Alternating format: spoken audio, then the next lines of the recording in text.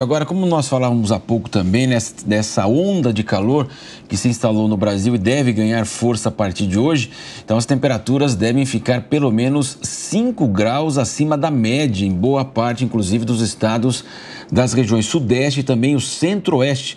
Vamos falar sobre esse tema agora com o Alexandre Nascimento, meteorologista da Notus. Muito bom dia, Alexandre. De fato, então, a gente pode esperar esse calorão e o que está motivando tudo isso? Muito bom dia a você.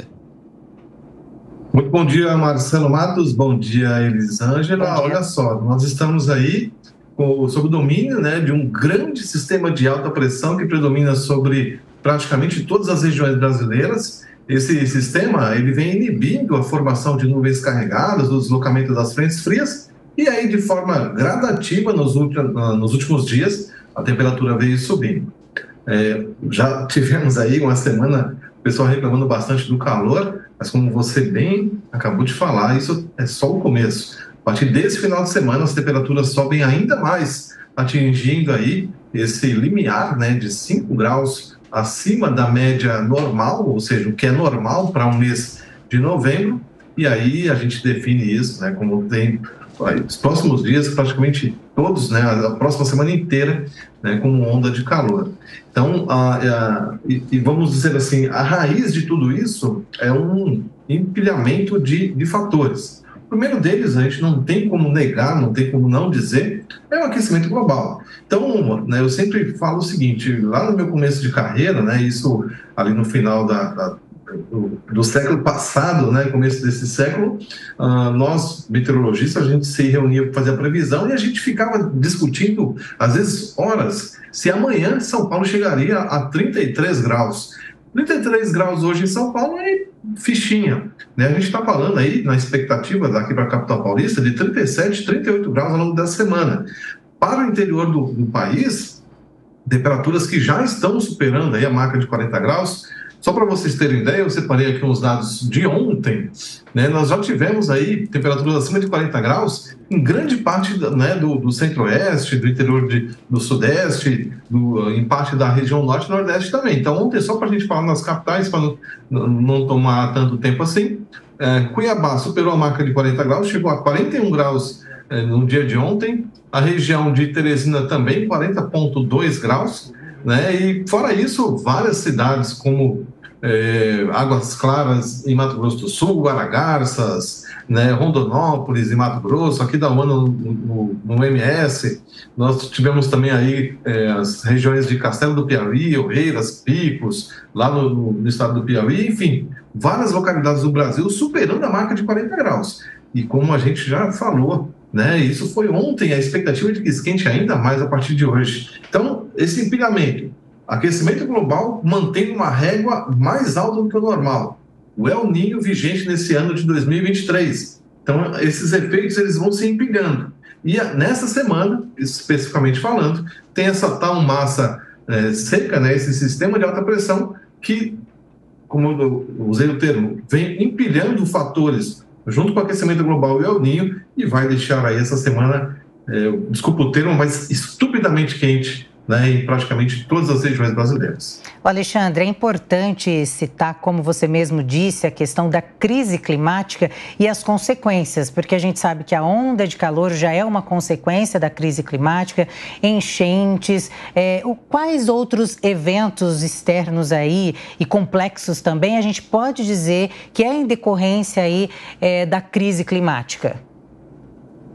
Veja bem, Elisângela, todos os fenômenos que são normais de acontecer nessa época do ano, eles estão acontecendo de forma mais frequente e mais intensa.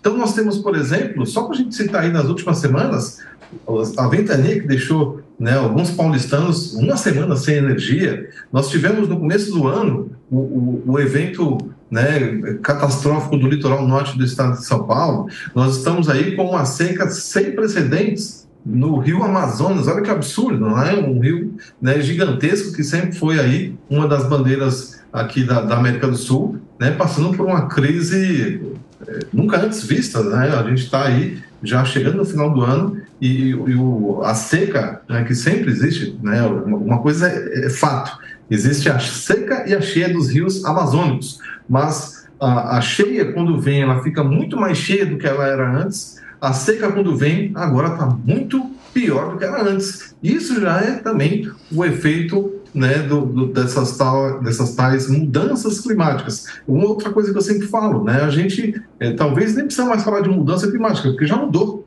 Né? Agora, nós temos agora que se readaptar, né, a esse novo clima, a essa nova, né, condição aí que veio com a crise climática, ou seja, a gente tem que se adaptar e ter aí a nossa resiliência climática, porque os efeitos, né, como você bem citou, eles já estão sendo sentidos. Ano a ano a gente vem falando de mais catástrofes. Todo mundo sempre fala, nossa, alguns anos atrás isso não acontecia ou acontecia uma vez ou outra. Sempre se falou, por exemplo, em tempo de recorrência de alguns fenômenos na casa de 100 anos. E eles vêm acontecendo num intervalo de tempo cada vez menor e a tendência é de que isso continue. Então, enchentes, secas, nós tivemos aí, só para a gente pontuar rapidamente, 2019, né, a questão das queimadas no Pantanal, né, 2020 no norte do Brasil, né, na Amazônia, 2023 de novo, aí o norte do país sofrendo com as queimadas. Então todos esses efeitos,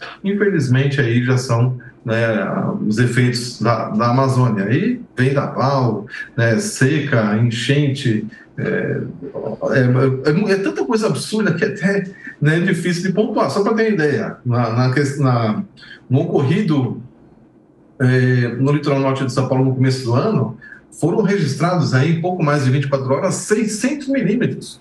Quando eu estudei meteorologia, né, quando eu fiz a minha faculdade no século passado, né, como já citei aqui, nós usávamos esse exemplo na casa de 600 milímetros, que eram as maiores precipitações já observadas no mundo. E de onde que vinha isso? Eram dois exemplos. Um deles era lá na Índia, né, por causa das monções, e a outra, um dos furacões mais intensos, que eu não vou lembrar o nome, né, registrados no século passado. E a gente teve aqui no litoral de São Paulo uma situação dessa. Né? Então, quer dizer, 600 milímetros é uma coisa absurda.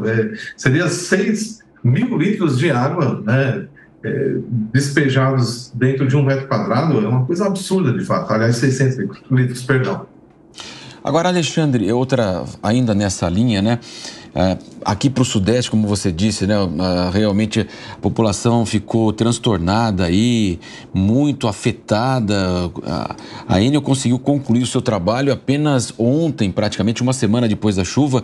Houve um transtorno absurdo, milhões e milhões de consumidores ficaram sem energia, comércio, também os efeitos, as pessoas que perderam lá seus alimentos, aparelhos eletrônicos. Quer dizer, aqui para o Sudeste é só calor, não vem chuva, não vem rajada de vento, mas eu queria que você falasse também desse ciclone. Então, mais um ciclone, é normal no Sul, você até já nos explicou, mas ele ficava sempre ali, né, na região litorânea, lá, né, lá em alto mar. E agora a região Sul vai ter forte chuva, mas Sudeste não. Aqui em São Paulo a gente não vai ter dor de cabeça em relação à possibilidade de chuvas, novos ventos que possam aí interromper o fornecimento de energia. Olha, Marcelo, por hora não, né? Mas é aquilo. Em algum momento, né, a gente vai ter uma virada nessa condição de tempo. A gente tem aí nessa próxima uma semana uma condição de calmaria, né, aqui nas condições do tempo no Sudeste. Mas você imagina o seguinte, a gente já liga o alerta para a próxima frente fria que vir. Por quê? Como é que forma o vento? O vento, ele nada mais é, né? A gente estudou lá na escola, na pré-escola, né? Que o vento é o ar em movimento. Então, você imagina o seguinte, e outra coisa que a gente, né, que a gente aprende, o vento, ele sempre, ele ocorre, né, para tentar, né, reatingir o equilíbrio. Então, você imagina, a gente vai ter aí, nesses próximos dias, uma massa extremamente quente no Sudeste. Em algum momento a atmosfera vai falar, opa, peraí, essa condição aqui está muito além do normal. Então eu preciso reequilibrar isso, né? O que é esse reequilíbrio? Lá pelo final da próxima semana nós teremos uma frente fria que consegue se deslocar pelo Brasil, né? Entre os dias 19 e 20 a gente vai ter uma mudança nesse padrão extremamente quente. E é nesse momento da mudança que, né, lógico que assim, a gente está falando de uma previsão daqui a 7, 10 dias adiante, mas muito que possivelmente já ligamos o alerta para uma possibilidade de temporais, de ventania, quando ocorrer essa mudança daqui a uma semana. Antes disso, como você falou, a chuva ela fica travada por conta desse sistema de alta pressão em cima do sul do Brasil. Isso é uma condição típica e esperada em ano de El Niño. Onde vem, né, o nosso alerta? Além dessa condição travada do El Niño, nós temos a condição que as mudanças climáticas trazem. E o que ela faz? Ela faz com que os fenômenos que já são intensos fiquem mais intensos ainda. Então, como você falou, nós teremos um ciclone extratropical que pode ser mais intenso do que o normal. Em princípio, nada comparável àquela ocasião, que eu não me lembro exatamente a data, mas se não me engano, acho que foi ou agosto ou setembro, que aconteceu no sul do Brasil, no Rio Grande do Sul. Tá? Não é nessa magnitude, até porque ele não vai passar tão em cima do Rio Grande do Sul como foi naquela ocasião. Mas, do jeito que ele está se formando, já vai ser suficiente para provocar chuva forte, ventania, tá? Nada comparável àquela ocasião, mas colocamos aí o risco, né, de tempo severo para os próximos dias no sul do Brasil, não só no Rio Grande do Sul, como também em Santa Catarina e parte do Paraná. Alexandre, sobre isso mesmo, à medida que a temperatura global aumenta, a gente sabe, né, das mudanças climáticas, todo mundo sofre, a Terra e a saúde da humanidade. Eu acho que é importante falar dessa resiliência e também de iniciativas em que possa prevenir aí possíveis tragédias também. Uma prevenção para que o povo e o governo estejam preparados para eventuais eventos aí extremos que possam ocorrer. Exatamente, Elisângela. Como a gente vem falando aqui, a mudança já foi, né? Nós já conseguimos, né, fazer com que a gente chegasse nessa situação climática aí absurda. Só para ter ideia, a projeção, né, era de que a gente chegasse só em 2050 a uma temperatura média global de 1,5 graus acima do normal, segundo os estudos aí realizados nas últimas décadas pelo IPCC. A gente já atingiu esse valor. Então, uma vez que a gente já atingiu esse valor, tudo aquilo que o relatório trazia de alertas, né, para que a gente não chegasse a esse valor, a gente já está, né, experimentando. Então, se a gente pegar aí, nós tivemos temperaturas de 45, 50 graus, 55 graus no último verão, tanto na Europa quanto nos Estados Unidos, né, no Oriente Médio. Nós tivemos um atraso do início do período de monção, agora a chuva vem de forma torrencial, né? Como eu falei, a atmosfera ela tenta buscar o equilíbrio. Como é que ela se reequilibra? Provocando fenômenos catastróficos, né? Quase um cataclisma meteorológico, né? Então são ventos absurdos, é uma chuva absurda, quando é seca é uma seca absurda, então a gente está vivendo a era dos absurdos climáticos, né? Infelizmente, por culpa nossa mesmo.